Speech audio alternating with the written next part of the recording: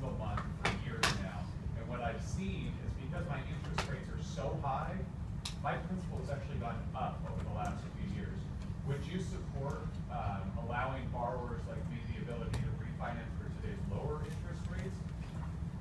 Yes, but I will not support the government taking over financing of higher education.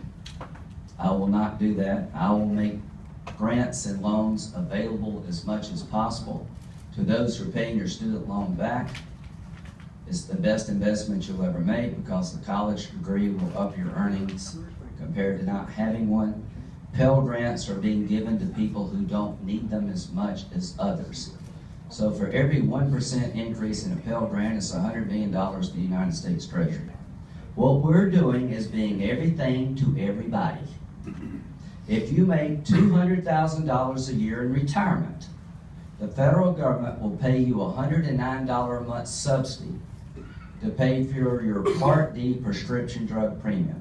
Does anybody understand what Part D is under Medicare?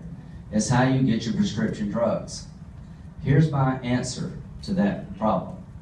If you're making $200,000 a year in retirement, you're going to pay the $109 a month yourself because we're borrowing that money from your grandkids. I make $175,000 a year as a United States Senator. I'm not saying I'm worth it, but that's what I make. My COLA when I retire needs to be less than somebody truly on a fixed income. I'm going to get a military retirement, a congressional retirement, I got a 401k plan. I can afford to take less of a COLA I would if somebody asked me.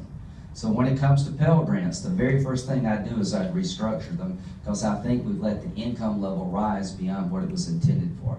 As to refinancing a student loan, absolutely, and I would open it up to competition.